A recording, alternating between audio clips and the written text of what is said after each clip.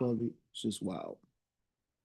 But soon they'll figure out. Well, they have, I think, that you can store. Like I think they say like all the information on the planet, all the books and all that kind of stuff can be stored in like the DNA that's on your fingernail. So they just haven't figured out how to utilize, the actual storage units that's right here. Our bodies are one. That's one of the reasons why I believe why we can tap into ancestral knowledge, and we can tap into to all kind of what do they call the libraries? What do they call Akashic records? Um, Not like sure. yeah, my thing is that then this is just my own kind of theory and thought. I think there's two ways. I think our bodies, these avatars, work as like our cell phones, where they could receive channels of streams of information within the ethers. But I also think that our literal bodies are these recording devices, like ancestral recording devices, where we're holding um, vast amounts of information that within the cellular structure of our body, within the DNA. That's why some people don't like being in caskets when they get buried. They just put them straight in the dirt. They think that the information somehow goes back to nature.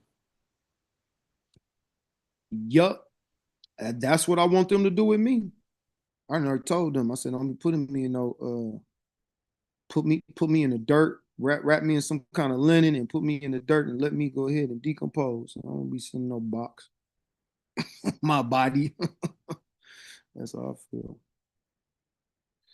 Okay, y'all. All right, so all right, here we go. So here we are with "Let the Circle Be Unbroken." Last week we got into the song that starts the second edition of the book, and now we're gonna go ahead and get into the first chapter. I think reading, if you have the second edition, I think reading all that first part, the introduction and the glossary and all that's great. But for this particular meeting, we're not gonna do that. We're gonna just jump in. Okay. So um here in the first chapter, I'm on page one. You can look at either book for this. Page one, the something that stuck out to me is sorry. The first chapter is called in the first edition is called Problems, Issues, and Terms. In the second edition is called Challenges, Issues, and Terms. Right. And here it says, she said, our existence in New Europe. Right. And I'll read that part. It says, um, we have believed the propaganda of our oppressors. Well, let me go all the way back. We as Black people have been told that we are not African for so long, and with such social scientific expertise, that we have a great difficulty believing otherwise. Various theorists maintain that trauma of slavery severed all ties between our ancestors and us, culturally as well as physically. If that were the case, indeed, it would have meant death for us as a people, given the African understanding and meaning of life. We have believed the propaganda of our oppressors, and that belief has been so deeply ingrained over the few centuries of our existence in New Europe that it is difficult to ignore or to refute.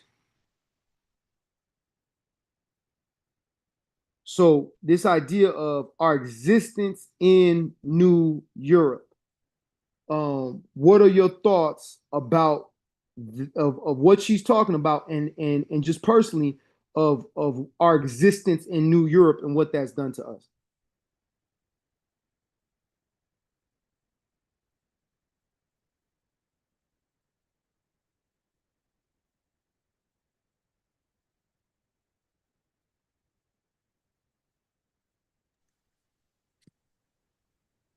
I can And go ahead, bro. when she said New Europe, that stood out to me too. Because And when you tell people that, other people that are not thinking like that, it will be confusing. But at its foundation, when you look at their philosophies, their strategies, and what they do, I mean, even going over into Palestine, it's just conquest, domination, colonization. Nothing has changed in their history based off what they do, even with the Romans. It's been the same exact thing for centuries. But yeah, I do agree with calling America New Europe that's very accurate. Why do you think she used the term? Like, what is it about Europe that would have her call America the New Europe?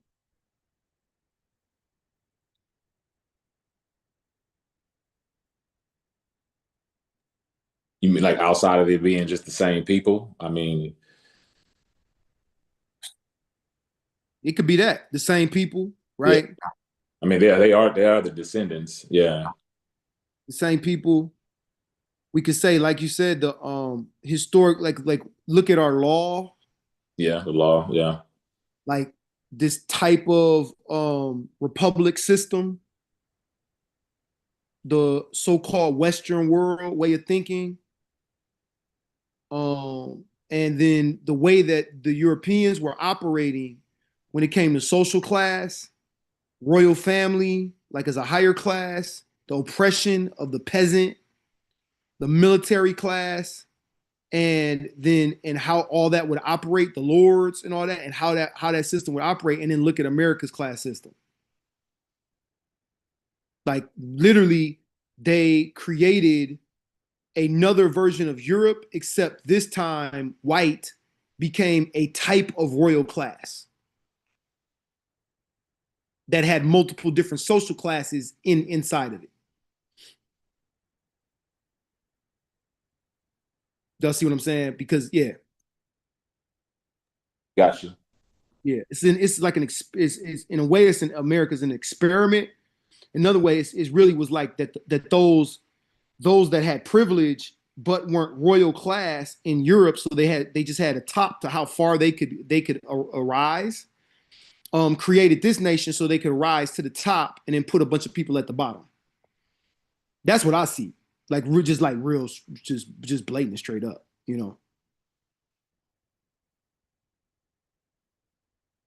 All right, so and I also thought it was important too that she calls it New Europe, so that we can, because there's even the idea, like we say America, right? America, America. Well, like America was something before it was America. You know what I'm saying? Like these people, the people that came here, the Europeans that came here were colonizers and immigrants. And I sometimes forget that, but I have to be reminded of the actual story. All of them ain't colonizers. Some of them was immigrants and ain't do no colonization. Other ones were immigrant colonizers, right? And so it just depended on what people group they were from, where they landed, and where they went. I'm talking about those that did the immigrants that went into Western expansion, and genocided the Native Americans, went into the wars, the Native American wars, right, and all of that. Versus like if you have an already colonized place like New York, and you have the Italian immigrants that come in, the Polish immigrants, the German immigrants, and then they stay there, right? Where they're just immigrants in a city, um, until they can be brought into that new royal class, which would be called white, right? Because when they first landed there, they weren't white, which again is a nod to Europe, because they recognized from their European past that they all were not the same people. They didn't have the same bloodlines. They didn't have the same culture. They didn't speak the same language. They didn't have the same value systems, right? Okay. All right. This year also it struck out to me. It stuck out to me is this. Yet another irony is that while we persist in denying our heritage, it is that very African what is this? Africanity. Am I saying that right? that allows us to survive in the spiritual wasteland of America. The deep spirituality that we have inherited from the motherland encourages us to practice a religion that demeans our heritage. And in the new version, she says, the deep spirituality that we have inherited from the motherland encourages us to practice a religion that demeans our ancestral being. Now, what she said before that is there's one sentence that's in between these two quotes, and it says, "Our saga in this wilderness is a tale filled with ironies. For existence, what is it that makes us the best Christians?" And then she says, the deep spirituality that we have inherited from the motherland encourages us to practice a religion that demeans our heritage. So, what do you think she means there when she's saying, for instance, there's an irony about what makes us the best Christians and this deep spirituality that we've inherited from the motherland, but it also is encouraging us to practice a religion that demeans our ancestral being. What's the irony?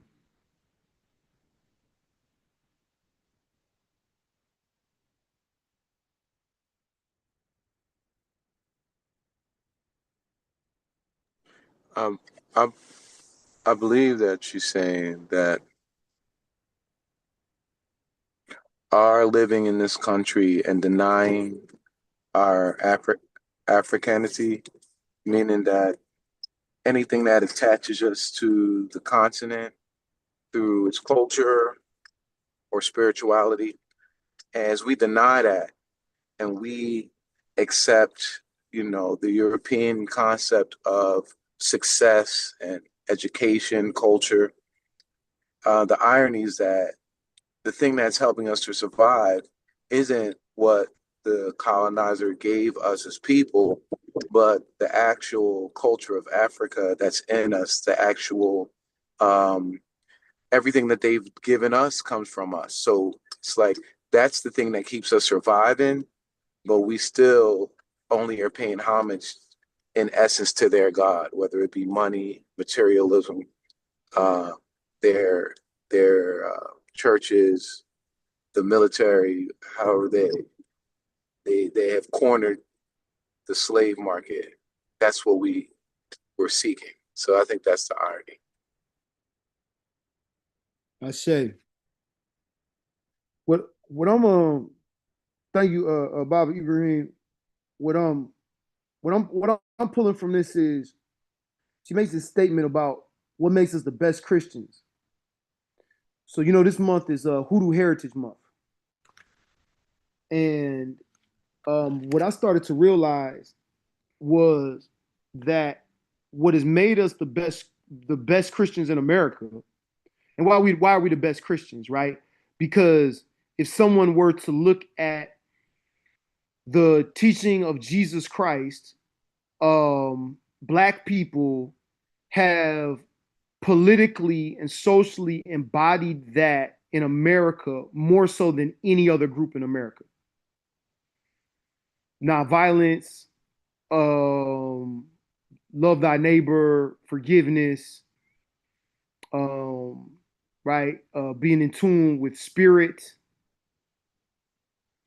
like all of that, like even welcoming the downtrodden, like we do that much more than anybody else. On top of we pray more than anybody else. These are like stats. Like you can go look at the stats and stuff like that. We spend more time in fellowship and in worship than anybody else in the country as well. But it is that we being spiritual people, to me, this is my own interpretation, is that we're just spiritual people. So we want to be involved in ceremony on a regular basis and spend long amounts of time doing it. Um, we didn't But learn haven't we always done that though? Like before colonization, haven't we exactly. always done those things?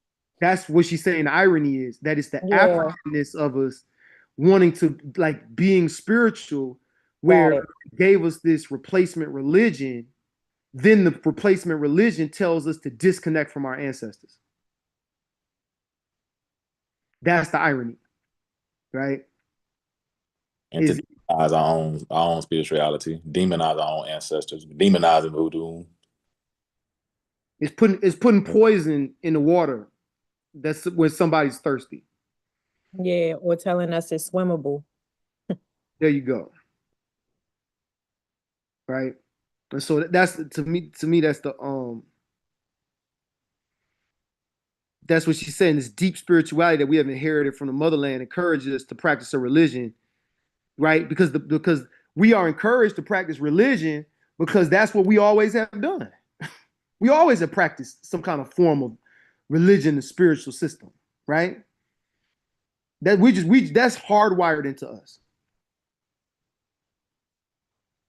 And we go hard in whatever we become a part of, right? And we can see that.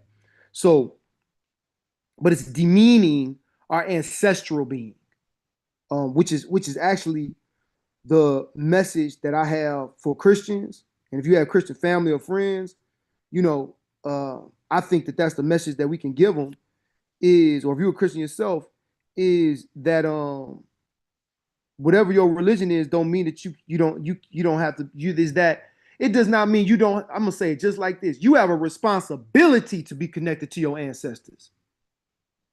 There's a responsibility. Just because that's your religion doesn't mean you get to forego your responsibility to connect to your ancestors. And in the Bible, Jesus connected to his ancestors. It's just something that the church decided not to practice as a means of control. And out of fear too. Like a lot of people that brought us into Christianity, they just fear based. Oh, don't do that. Or we don't get into that. Ooh, ooh, ooh, you walking a crazy road. They scared. There was a, Sometimes I'm still scared. You know what's up with me. I'll tell you this, two things. One thing with you, Chanel, I think a part of you in particular is that you're scared of your own power because you can feel it and you know it's powerful. You know that you are powerful. Four. That's a Your 10-4. ancestors are powerful, right? Mhm. And so you know when there's a part of you that know when you tap in that power, which is real, right? That you're gonna get access to that on another level than what you have right now. I agree. The other thing is, and peace, Baba Mike is one of our esteemed elders. Baba Mike, peace, Baba.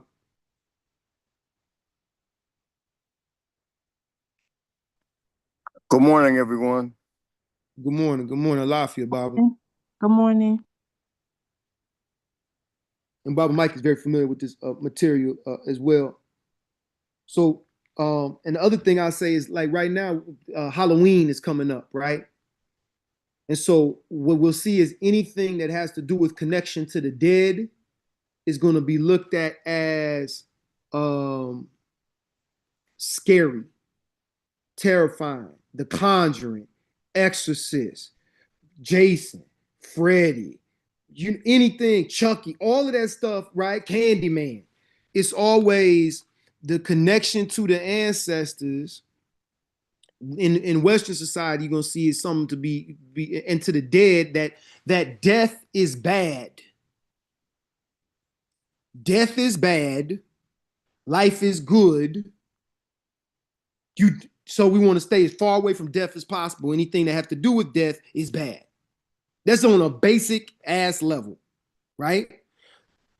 Even within the Christian religion, death looked at as bad. In the African way of viewing things, death is not bad. An indigenous way of looking at things, death is not bad. Look at Day of the Dead, right? Death is the mechanism for us to transition into the other realm, and that's what death is. It's a part, and really, life don't end. There ain't no ending to life. There is no ending to consciousness.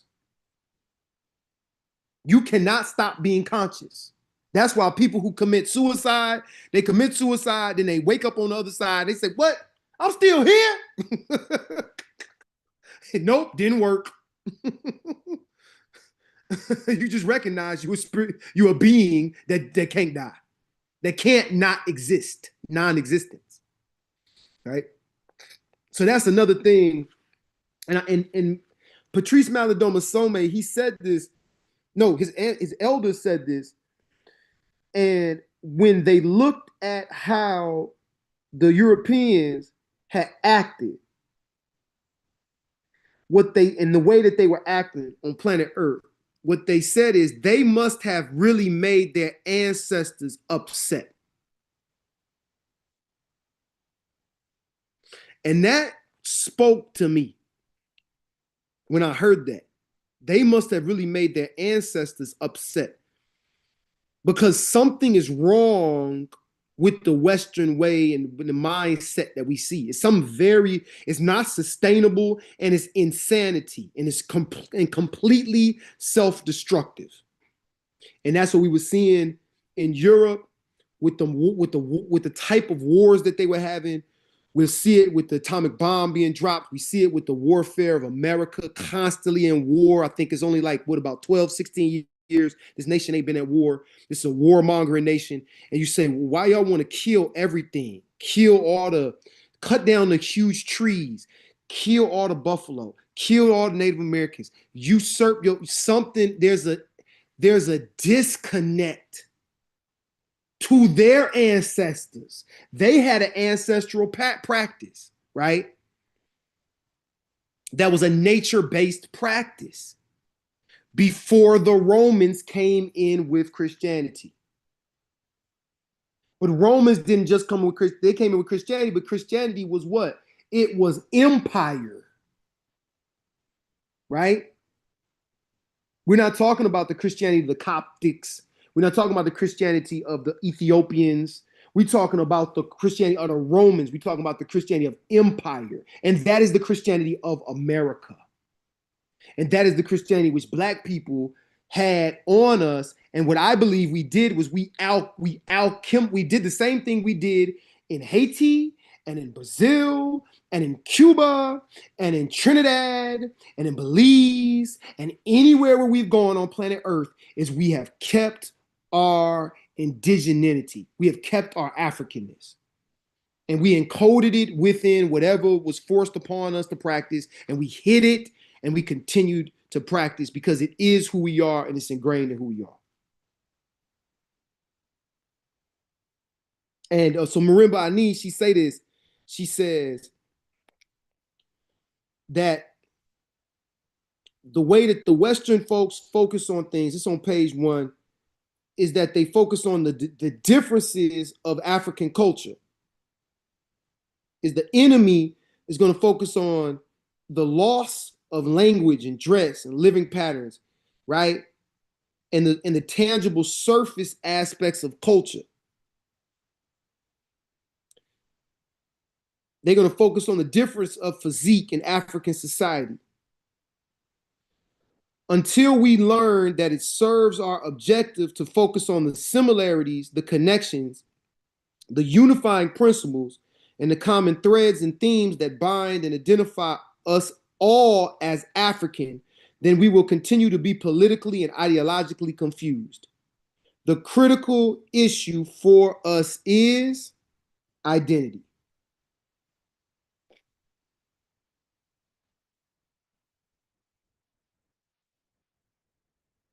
Is identity.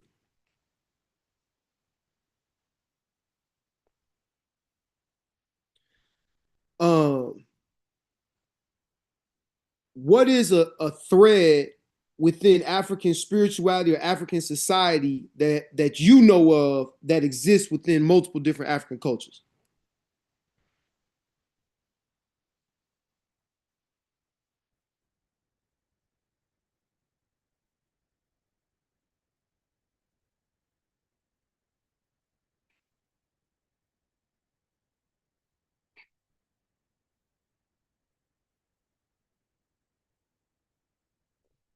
All right, so if you don't know any, that's what this book is going to do.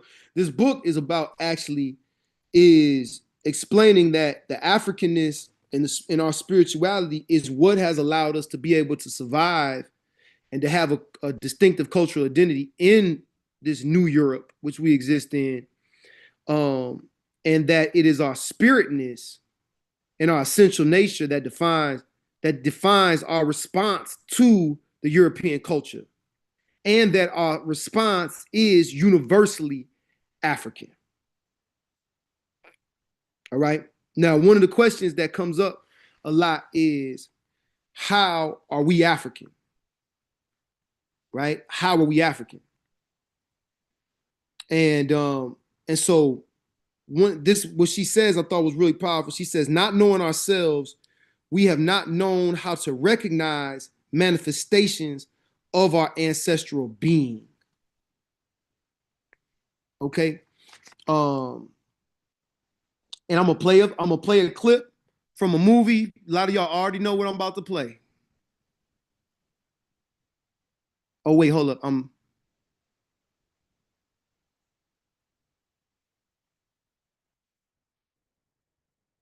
wait, hold up. I can't play the clip. Because if I play it, it's gonna mess up our YouTube. But y'all know the clip I'm about to play, right? Or I was gonna play. Y'all who watched Sinners? I did. I can show some images from it though. All right. Y'all remember the scene, the dancing scene, correct? Yep. Okay. So in the scene in the juke joint, the song was playing I Lied to You, right? And the that the what's the brother's name? Slim, right? The guy who was drinking a whole lot. He is Ishu. He's Ishu Elegba. Okay, that's who he is symbolically. He's the trickster. All right. And if anybody know about Ishu Elegba, him being a drunk, like kind of fits Ishu Elegba, right?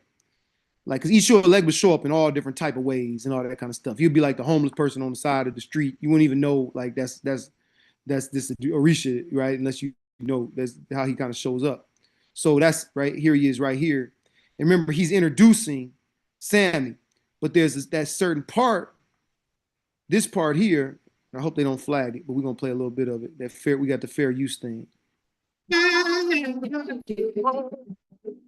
Blues wasn't forced on us like that religion. So we brought this with us from home. The magic, what we do, is sacred.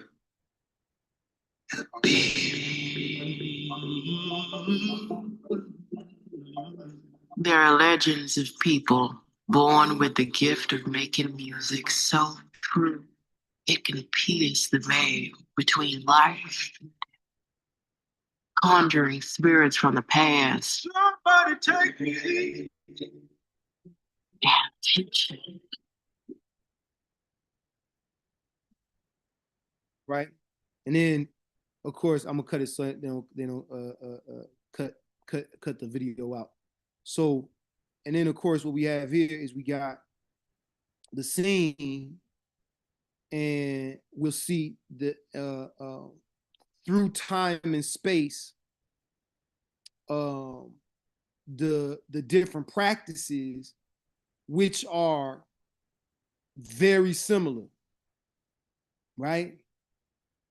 Very similar. So we see it in the dance, and in the rhythm, and in the sound, and in the emotion being expressed, and in the hairdos, and the dress, and everything, right? And so, like right here, this scene right here, we can see the twerking, right, through the generations. You feel me? Right? And so I thought he beautifully encompassed what Mama Marimba is sharing. If not knowing ourselves, we not knowing how to recognize the manifestations of the ancestral being, because that's what he's showing is the manifestations of of it, right? Another part here, and this is on page 2. It says, African culture itself can only be understood on its deepest level. This is seldom understood by European observers. If we look deep enough, we will find that our deepest beliefs are shared beliefs, and deep within, we are one people. Okay. So, and then she goes down and she speaks that there's many that have talked about the retentions and resilience of the African culture. But what she's doing is she says we will concentrate on the African experience in North America. The attempt to understand our experience in North America, however, has been some critical to teach us about ourselves throughout the African world. All right. And throughout the chapter, she's going to go through a bunch of different terms that's going to be necessary for us to be able to take this journey with her. And so we're going to go through some of those terms. All right. But before we do that, when with that scene, for y'all that saw Sinners, we just saw that. What did that scene do for you when you saw that? What was your physical like reaction to it? I mean, it gave me chills for real. Why do you think it did that, Chanel? I mean, I can't really articulate that at the moment, but that's the physical reaction I got from watching it.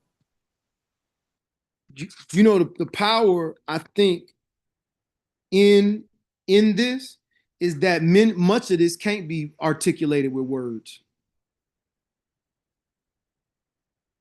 You tracking with me? I remember going up to one of the black, going to the black church, and the spirit hit. I can't say that in words what that is. I can't express that in no words. That's something deeper than that's something deeper than what words can communicate. Fiance said tribal. That's a good way to describe it. It's definitely tribal. And a tribe is a collection of clans, and clans is a collection of families. You know what we feeling? We feeling family. That's what tribe is.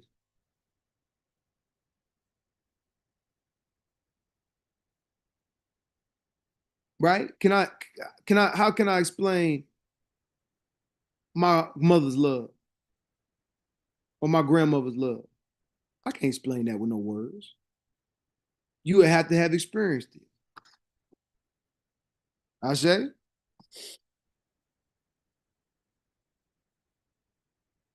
I think one of our powers and one of the things that I recognize of one of the manifestations of our ancestral beings is how we communicate emotion,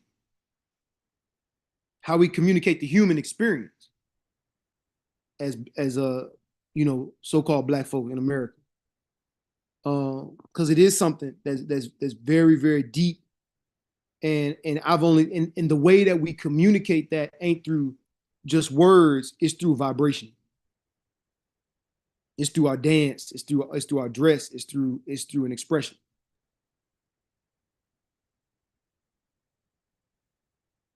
Yeah, okay. So yeah, go ahead, Baba Mike. She speaks to it on page 2, where she says, an understanding of our experience in North America necessitates the use of two concepts. They are ethos and worldview. She goes on to say ethos is intimately related to culture, both influencing it and being influenced by it. Ethos refers in part to the emotional substance of a cultural group, to their collective emotional tone. By using the term ethos or ethos, however you say it, we're accepting the idea that when a group of people share a common heritage, a common set of experience and common culture, an emotional bond is created between them. That's it right there. I'm gonna put it up on the actually I got a slide with it. right here. So this is one of those words is the ethos and the worldview, and then she gives us a concept of in that same paragraph in my book. It's on page 3 of Utamaro, the cultural energy or spirit which becomes the driving force of cultural creativity, survival, and cohesiveness.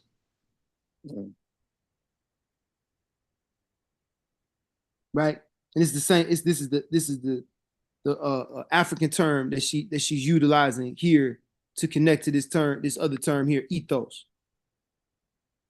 The cultural and spirit, the cultural energy of spirit, which becomes a driving force of cultural creativity, survival, and cohesiveness. Let's bring that home. What's Baltimore known for culturally? When with black folk, positive. What we know for in Baltimore is our dialect. I even think club dancing is tribal. Like I go anywhere, I go in different states, they drop a beat. I'm doing club music. It's just something about the way we dance, the way we move. When I came to Baltimore, right, I was like, I was looking, I was like, why we ain't had no big rappers, even though there was a few, but I like, not like New York and New Orleans, like Baltimore and New Orleans kind of like, they could almost be like cousins. Like, you know what I'm saying? If you know what New Orleans is like, you know what Baltimore is like. But New Orleans got rappers, like, where the Baltimore rappers at like that? And I was looking for the Baltimore culture, and of course they are Baltimore rappers. I'm saying they didn't go like huge mainstream. But then I looked and I saw the club dancing, and I saw the Baltimore dance, and I'm just like, yo. And then it hit me. I was like, Baltimore has been such a tough place that people needed to have an expression to balance out the difficulty. And that expression was happy. You know what I'm saying? When you see Baltimore club dancing, I think happy. Like, you know what I'm saying? I think somebody who's really getting all of that out. Like, if you like, how you gonna look at Baltimore club dancing and like not smile? You know what I'm saying? Like, dance my pain away. I got problems. Like, whoa. And then it made perfect sense to me. And I was like, yo, here it is. Here's some cultural creativity that is survival and cohesive. Right? Utamar Rojo. All right. The next term that she comes up with is the idea of spirit. Okay, the idea of spirit. Somebody want to read that? I think it's on page 3. It say like the idea of spirit.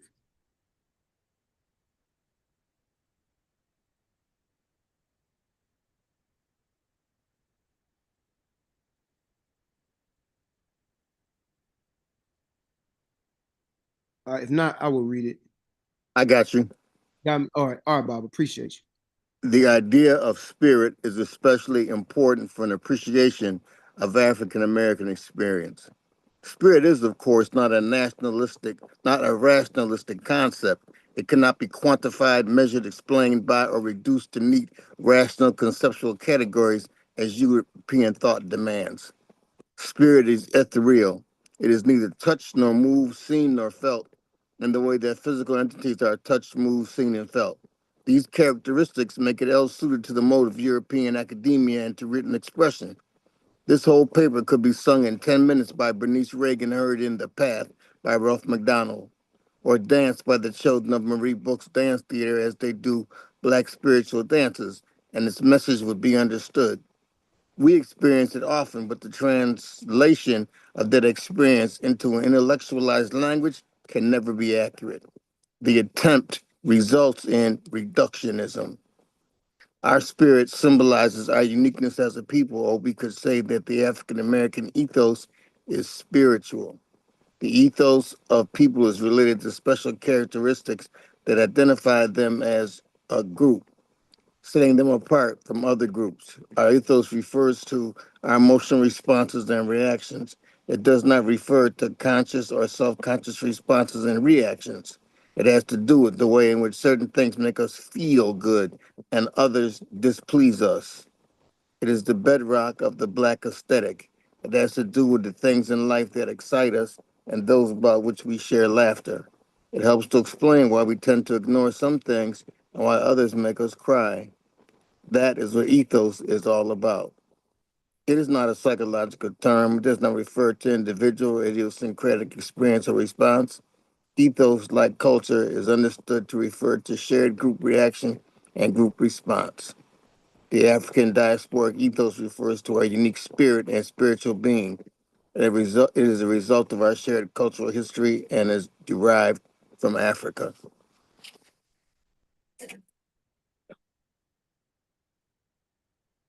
Yeah, thank you, Baba Mike. Any thoughts that are coming up from what Baba Mike just read?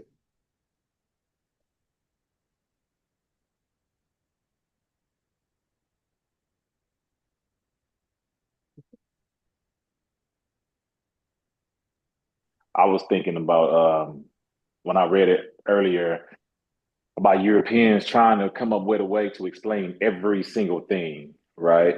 And if they Hmm. can't explain it in the simplest of terms, then that's what you get the reductionism, like Baba Mike was talking about it. But then it takes away its potency and its effect and its beauty when they reduce it to small and simple terms. But and if they just can't, again, if they cannot explain it, then it has to be demonic. It has to be something that's bad. Mm. That's really really not a part of this world or not a part of a real civilization. So that was that was one of the things I got.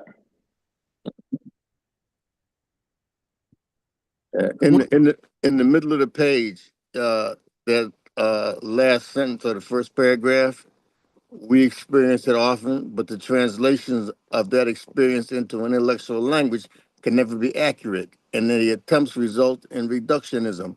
It puts me in mind of what Dr. Wade Noble says. Anything that does not add to our understanding of or our feeling about any circumstance or anything doesn't serve us but reduces us. And a lot of times that's what happens with Europeans when they look at things from our culture that they're unable to explain or even more directly unable to control.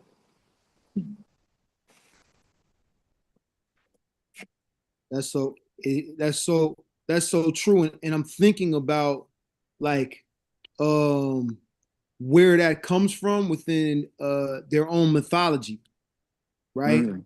So like let's look at the case of what's the thing name Pandora, right? Mm-hmm. Then let's look at the Eve, Adam and Eve situation, and how that story gets interpreted, right? So you get women unleashing evil into the world in both stories, correct? Mm. That's how it gets interpreted, right? Pandora got the box. She ain't supposed to open it. She opened the box, and all of the evil go into the world. You got Eve. She ain't supposed to eat the apple. She eat the apple, or she eats the fruit. She convinced the man to eat the fruit.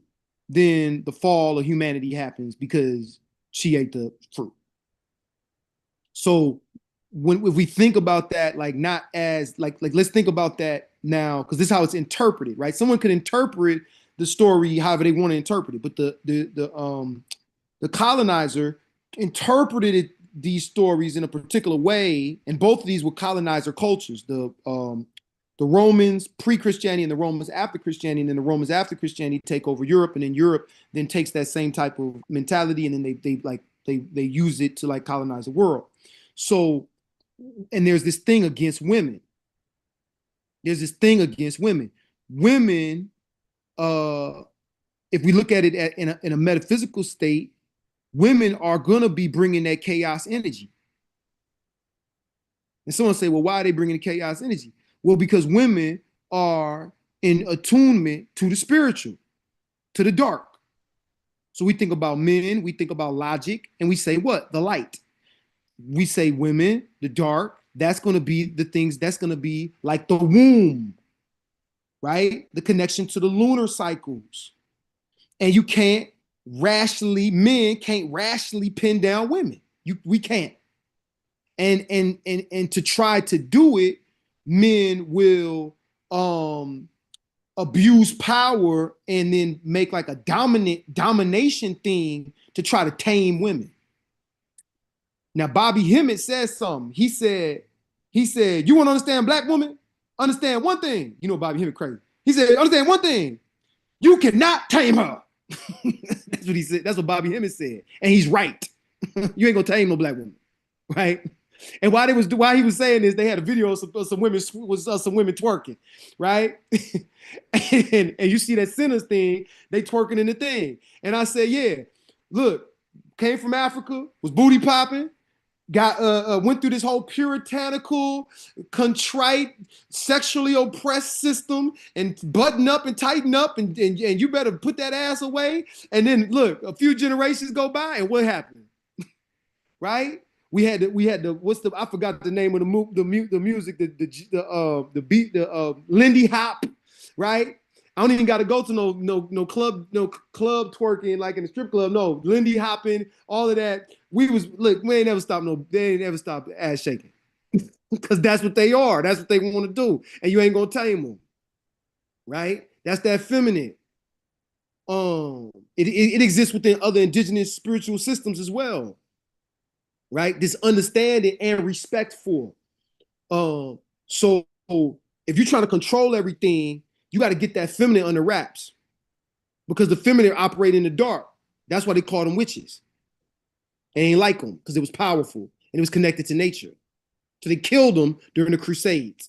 And then in America, they killed them, the Protestants and all that, they killed them here too. Anybody they saw, any woman they seen connected to some nature, they killed them. Anybody they saw connected to nature and natural practices, they'll try to kill them. Right? Why? Because to me, this whole thing right here is explaining that when one connects to that, you can't control it now. With your reductivism, because it's not rational. So they can't understand it. And if they can't understand it, they can't control it. They can't control it. Yep. They can't understand it. They can't explain it. They can't control it. So the best they can do is demonize it. Yep. Is create a delusion, right? Create a delusion and manipulate people. And that is witchcraft. That is witchcraft. They using witchcraft to put people into delusions so that they don't connect to these energies. And then they call what the people doing witchcraft. Yeah. All right, Bobby, where'd you leave? You left off at?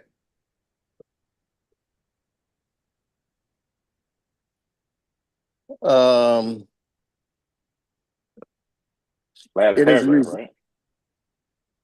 It's the third paragraph on the fourth page. Well, in my book I'm using the first edition. It was on page 3. Also on page 3. Okay. Yeah. I got that one too. All right. You was on what paragraph? Page 3. The bottom of the second paragraph. It is a result of our shared cultural history and is derived from Africa. That's where I stopped at right there. Okay, I see. All right. Somebody want to read that next one, Ethos and World, and on the new book, it's on page 4. The first full paragraph.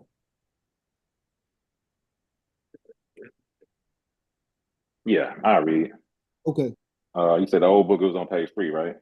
It's on the old book. It's on page 3 at the bottom. That Ethos. Ethos and worldview. Yeah. Okay. Ethos and worldview are intimately related. Both are byproducts of culture, and both help to create culture. One of the things that culture does for its members is to present them with a systematic way of ordering their experiences. These experiences, these experience together making up their phenomenal world. Worldview refers to the way in which a people make sense of their surroundings, make sense of life and the universe. When we have difficulty making sense of life circumstances and vicissitudes, we usually turn to religion. Okay, when we have difficulty making sense of life circumstances and vicissitudes, we usually turn to religion. The term worldview is related to religion, but not necessarily in its institutionalized form. Worldview does not include our rituals, but it explains why they are necessary. Oh, you keep on. Okay. Human beings cannot function in chaos. And out of the chaos of life, they create an ordered existence. The dominant theme or character of that order or worldview will be a function of their collective ethos. Culture is ordered behavior. It is not created individually. All groups of people who have been historically related over long periods of time share a way of viewing the world and the realities with which it presents them. A worldview results from a shared cultural experience, just as it helps to form that experience. It presents us with a systematic set of ideas about many things. Its significance is profound and it has far reaching effects on those who share it. It affects our perception of nature, of ourselves as human beings, of each other, and our relationships, our relationship to all being. Worldview helps to inject meaning into life, to determine which are meaningful experiences and events and which are not. It encompasses metaphysics. We speak of the African metaphysic or spiritual philosophy, cosmology, epistemology, ontology, indicating our conceptions of the structure of the universe, the relationship and origin of nature and human beings, truth and knowledge, reality, and the nature of being. A Mm. people's, Yeah, you keep going? on. Yeah, Okay. keep on. Go ahead, I'll finish it. finish it up. All right. A people's worldview affects and tends to determine their behavior. A universe understood totally in materialistic, rationalistic terms will discourage spirituality. Hold on. A universe understood totally in materialistic and rationalistic terms will discourage spirituality. Ah. An ethos characterized by a will to power, by the need to control, will derive pleasure from a technical order, from conflict, war, from winning, destroying, and exploitation. Diasporic Africans are forced to ask and to answer the question: what happens when a people are forced to live or survive within a culture based on a worldview that is oppressive to their ethos? Once we understand the nature of the traditional African worldview, we will see that it explains the African diasporic ethos and response to Western European culture and to the experiences forced on us by the culture in its new European setting.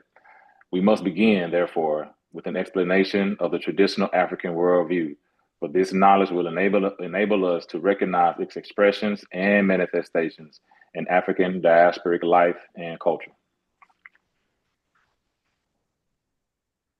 Mm. Let me go grab my highlighter, man. Go back on some stuff. And this is interesting. So in the new version, he says, once we understand the nature of the traditional African worldview, we will see that it explains the African ethos and responses to European culture and what has been forced on us by that culture in its new European setting. We must begin, therefore, with an explanation of the traditional African worldview. This knowledge, this is the new part, this knowledge of African deep thought will enable us to recognize its expressions and manifestations in African life and in cultural New Europe. And she used this term deep thought again, which is different from the new book, which would be on that let's see here, third, let's see here, this would be the fourth, for y'all would be the fourth page, Worldview. It'll be the fourth page. Did she use deep thought? No, I don't remember reading Deep Thought.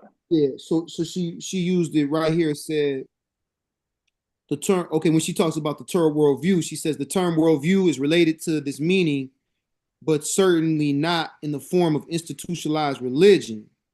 Right. Let me go back. It says when we have the difficulty making sense of life circumstances and vicissitudes, and I don't know if I'm pronouncing that correctly. Vicissitude. I did.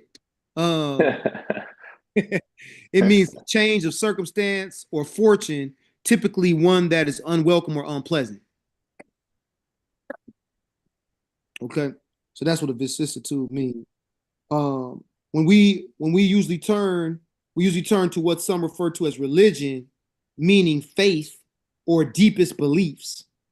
The term worldview is related to this meaning, but certainly not in the form of institutionalized religion. Worldview does not include our rituals, but it explains why they are necessary. For African people, it is more like spiritness and philosophy or deep thought. So I found that to be interesting. Was this that this idea of deep thought? Because I feel that we have sages, right? Like we have like hood sages. You know what I'm talking? You know what I mean? Like barbershop sages. You feel me? Like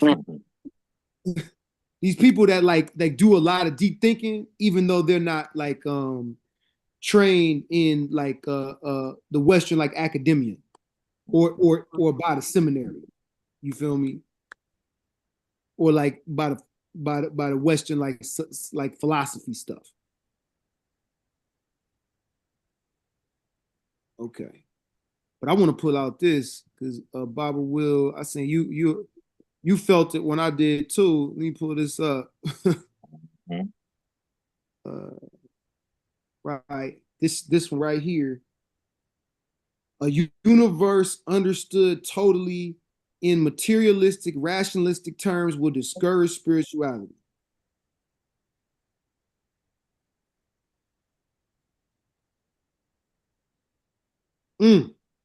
Yeah, that's deep one. What are y'all pulling from that? It's the cold hard truth. Hmm. And hold on, I'm gonna write the rest of this quote on here. This is what we're dealing with in America. It is totally materialistic. Right? This consumerist capitalist culture. You know, I was watching a thing, right? It was on I don't know why I like to watch these things. Y'all seen the thing where people trying to climb Mount Everest?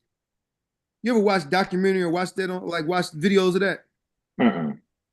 Yeah, so they get these people, these Sherpas. They pay them a whole bunch of money, and these people they spend like I don't know $50,000 or something crazy like that to go up these mountains. To go up Mount Everest, they got to stand in. You only could do it a few months out of the year. You stand in this line, and you walk up there, and you take selfies because you've conquered the mountain. Now you had somebody carrying all your stuff, right? And all this other thing. Right. You got somebody else carrying all your stuff, right? Now you risk your life whenever you do it because people die on that mountain every year, right? But you're risking just to take a picture, just to say, to show to other people, look at me, I climbed the mountain. Now, also on that mountain are, because this is in Tibet, right? There's two sides, but I think it's the Tibetan side. Is you have these flags that are up, these prayer flags, and one of the places on the other side of the mountain, you have a monastery, right? And my thought, and I got to look into this more, but my thought is that the people, the melanated people, the people that made some more sense, they would go up there to pray, right? They had a reason for climbing up the mountain, and it wasn't to take a selfie. You know what I'm saying? It wasn't. I'm gonna risk my life to say I conquered something. unless it's I'm trying to, instead it was I'm doing this so I could move into a higher level of consciousness. It was a spiritual reason. But in this culture, people risk their life for nothing.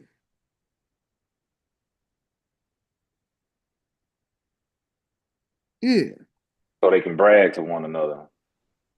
So they can brag to one another.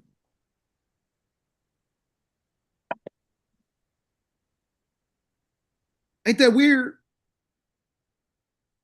But when you have a materialistic, rationalistic culture that discourages spirituality, what else is there? But to show off your wealth, that you could drop 20, 30,000, $50,000 and show that you know. Yep, you ain't got nothing else to show. That's it. Nothing else. We're gonna go to the moon. Why? What you gonna do on the moon? We're gonna make this thing. Why? We're gonna make more weapons. Why?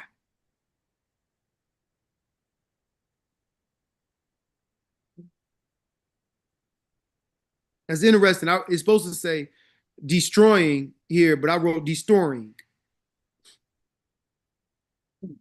There's a Freudian slip. Because that's what destroying is. It's destoring a people.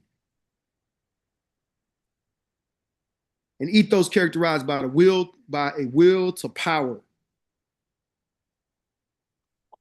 by the need to control, will derive pleasure from technical order, from conflict, from winning, destroying, and exploitation, consuming and using up.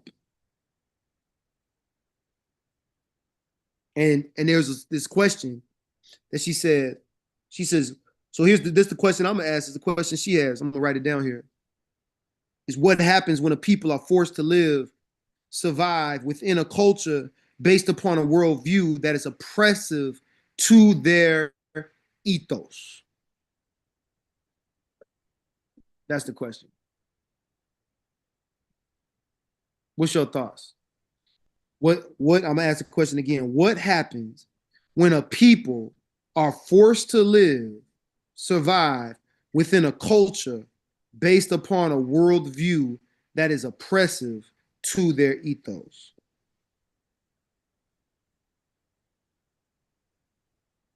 They lose their that emotional bond with each other. Whether that's across the whole diaspora or whether that's with, from east side, like y'all told me before, east side of Baltimore, don't go to west side of Baltimore, right? Or from us in Houston, it's the north and the south side. We're so separated and we think we're so different from each other, or at least we used to, that we don't even realize we have a shared experience with living in Houston, Texas, the United States, as a whole.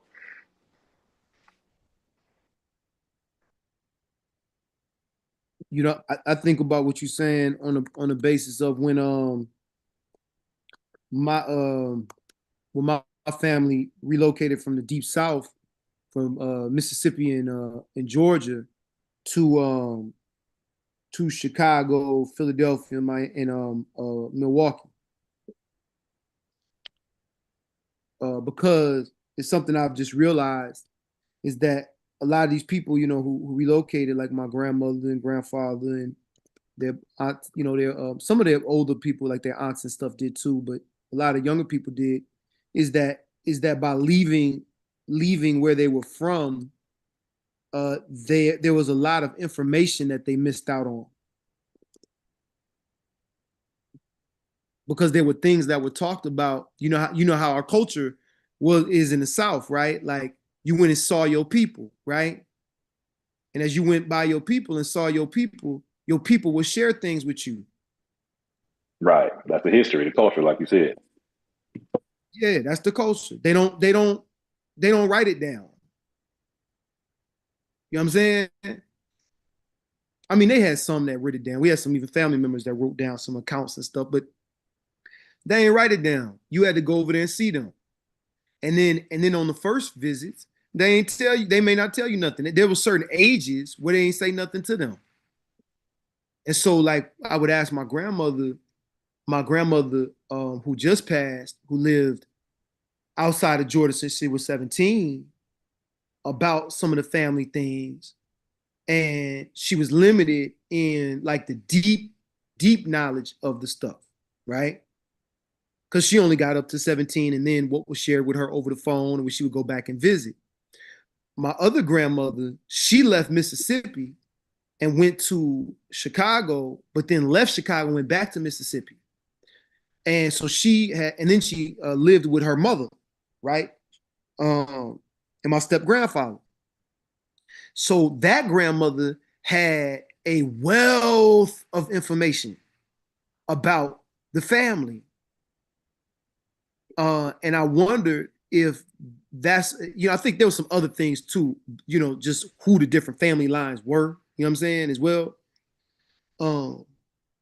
But that was just really, it was interesting to me as I kind of thought about this. And I was like, well, you left at 17. How much of this stuff would you actually have even learned? Because she would tell me about, she told me, my grandma from Georgia, she would say, like, I asked her about like hoodoo and stuff, and she told me about the hairdresser, but she said whenever they would start talking about him, because they were kids, they would make them leave the room. And they wouldn't talk about it in front of the kids.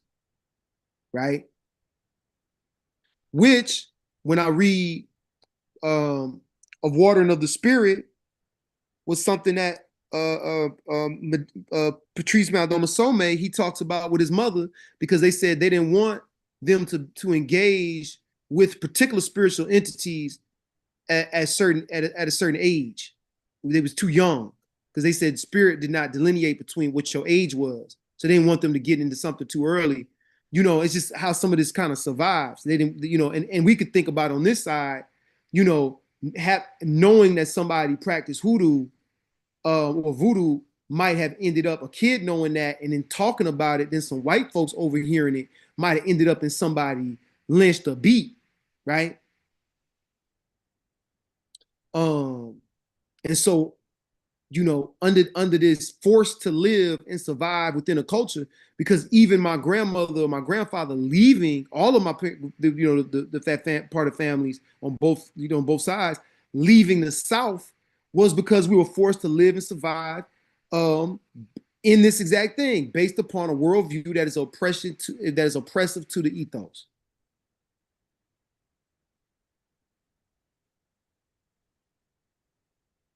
And then you get into the next part in the North, and you get indoctrinated with it even more. And so I don't think it's I don't think that it's a coincidence at all that like Chicago, you know what I'm saying, and New York in like the 70s and 80s and stuff, why it was the way that it was. Detroit, where I'm from, Milwaukee, Philly, why these places were so where black people were so self-destructive. Like right now, Chicago is like, it's wild, man. Milwaukee, where I'm from, is wild. How self-destructive the people are.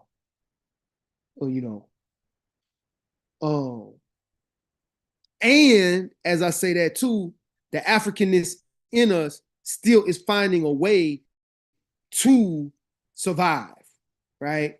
Is finding a way to have cultural expressions that would enable us to survive.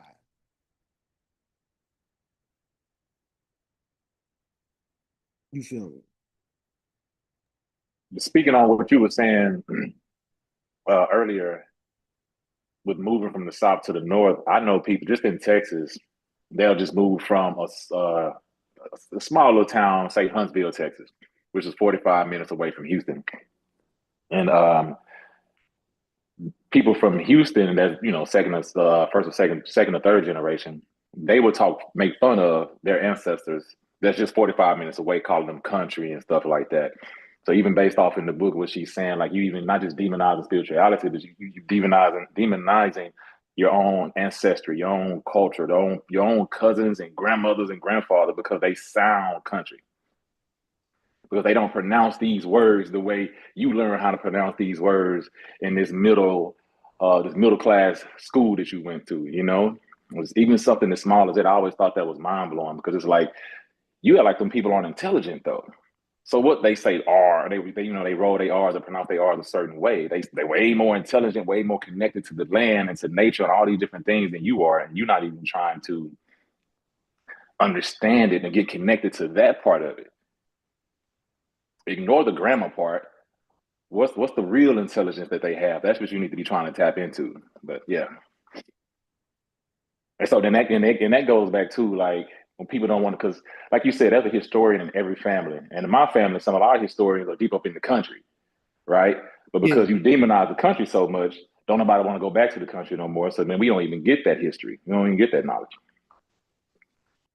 Mm.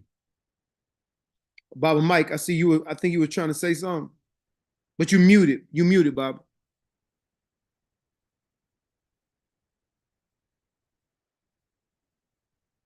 Hold up, hold up. I'm gonna ask you. I'm gonna press ask to unmute. Try now. See if you can unmute yourself. There you are. Oh, okay. No, I was just going to say that recently, well, no, not too recently, but our scholars have proven that our dialect and our pronunciation and the way that we speak, our speech patterns, and our African worldview is why we speak the way we do. It's not a ghettoization of English. It's the influence of our African tongue that allows us to speak like that. You know, a lot of things that we say, like even a phrase like Michael them, or different ways we say things in our community. That's all part of our Africanness. You know, the myth is that none of our culture was retained. But the reality is, and our scholars have proven this recently, is that we retained a lot of our culture. And that's how we actually were able to survive the Ma'afa. Well, you know, how we are surviving the Ma'afa, because I don't think it's over for us. But yeah, so that the way we speak, it's not a ghettoization of English language. It just wasn't our tongue, you know? I've heard Baba them I say say, the linguists are now saying that what we call Ebonics, Black English, is actually more complicated and takes more intelligence to understand. Exactly. You know, they say, "Oh, you're dumb. That's why you talk that way." But the inflection, the tonality, the multiple meanings for one word with multiple layers, the interplay, like our way of communicating is incredibly complex. Exactly. Exactly. And you know, and most of our indigenous brothers and sisters who come here from the continent speak multiple languages. Multiple.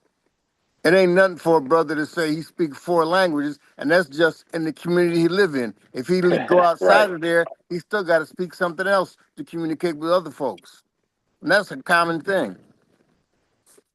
Hey, look, Bob, I speak multiple languages. I speak Memphis, I speak California, I speak hood nigga, I Baltimore, New I York, speak Baltimore. I speak Milwaukee. I speak Chi-Town. I right, speak Deep South. right, You heard of Deep South people talk? Hey, that boy, you get right here. You don't see what I'm trying to tell you right there, boy. I tell you right there. yeah, yeah, yeah, I can speak them, and I can speak white. I can speak all right, versions of white. right. You know. Yeah, I went to school with brothers from Trinidad and Jamaica, and you know when we was cooking, everybody spoke patois except me, but I learned to understand it. You know. Right.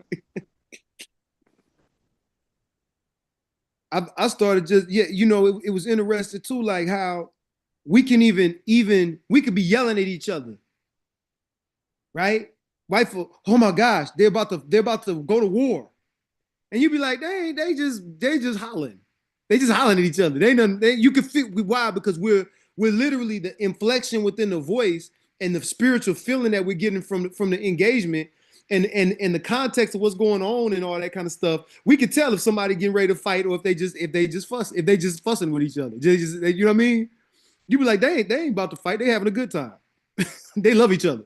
Well, see, the European can't understand it because them levels of consciousness and them levels of communication are foreign to them, because the most important thing to them is not the relationship, it's the object. Facts. You know, the most important thing to us is the relationship. And, you know, and talking loud is not a violation of the relationship, you know? Hmm.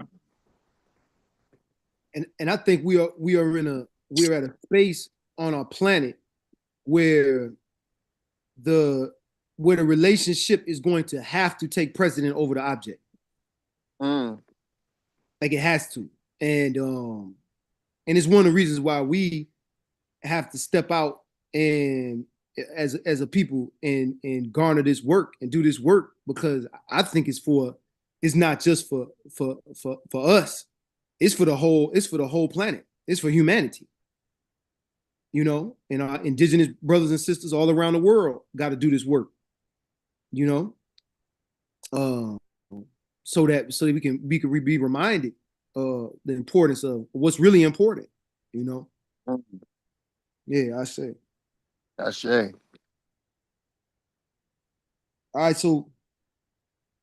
right, y'all. Well, next week we're gonna get into. I'm gonna tell y'all the pages here. We're gonna do this next one. This is Utah Rabit. Ooh, we. Lord have mercy. My English tongue. Utara Tibu. Utara Tibu wa Kutizama, African philosophy and worldview. Okay, we're gonna get into that. That's from page 6 to page 13. Right, African philosophy and worldview. That's from page 6 to 13.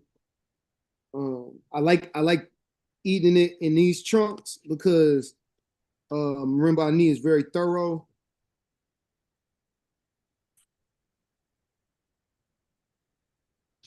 And that's in the new book. In the old book, it is page 5 to 11. Okay, page 5 to 11. Okay, page 5 to 11. Yeah. And so that's what we'll that's the reading assignment for this week, and then we'll dive into to this African philosophy and worldview. Yeah. Yeah, it's powerful stuff. So yeah, man, this is the cleanse part, you know, where we're disconnecting from Yimbo, from Urugu, from, you know, a system of oppression and control, and its information is constant attempt at indoctrinating us with its information of contaminating us with subversive ideas to humanity.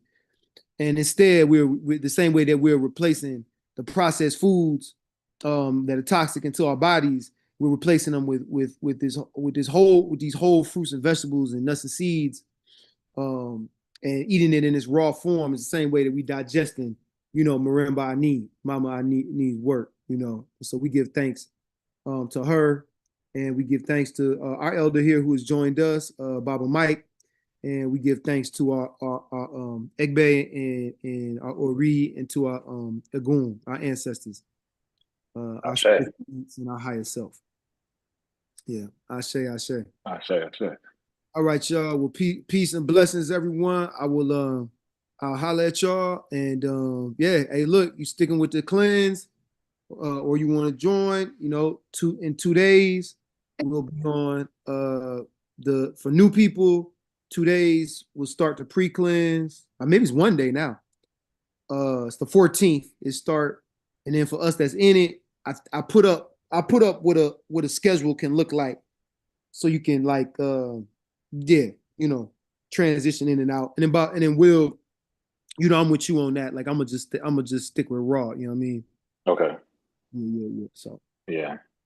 So hey, I'm finna text Rob right now, Baba Rob right now. You said his pre-cleanse should start tomorrow.